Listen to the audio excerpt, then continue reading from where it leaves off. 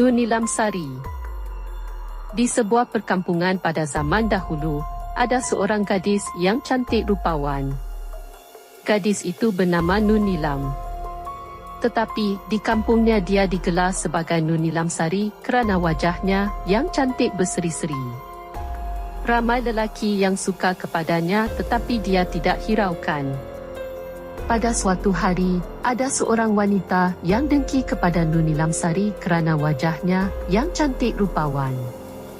Pada suatu malam, ketika Nur Nilam Sari berjalan di tepi sungai, wanita itu terus menolak Nur Nilam Sari sehingga jatuh ke dalam sungai.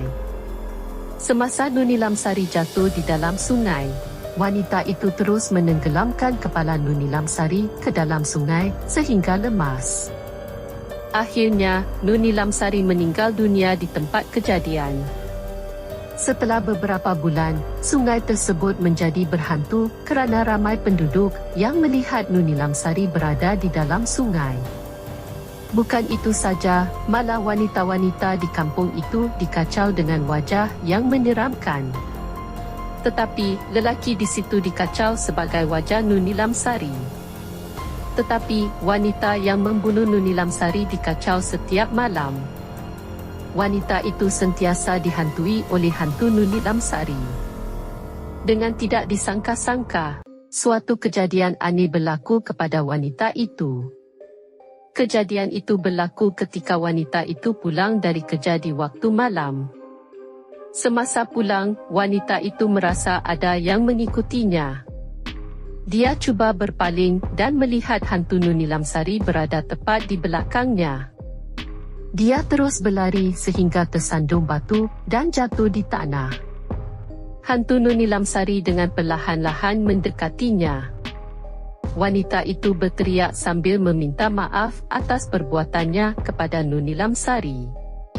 Dengan tidak diduga, kakinya seperti ditarik ke arah sungai. Wanita itu terus menggelepar sambil berteriak meminta tolong. Akhirnya, wanita itu jatuh ke dalam sungai.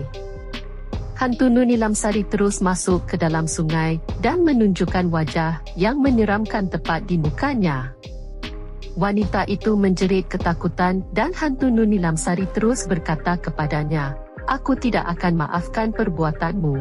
Aku akan balas dendam." Wanita itu terus menjerit dan kakinya terus ditarik ke dalam sungai sehingga lemas. Akhirnya, wanita itu mati di dalam sungai itu juga. Selepas kejadian itu, penduduk kampung membuat pagar di kawasan sungai tersebut. Ketua kampung telah memperingatkan semua penduduk kampung agar tidak mendekati kawasan sungai tersebut. Ketua kampung tidak ingin sesuatu yang buruk berlaku lagi.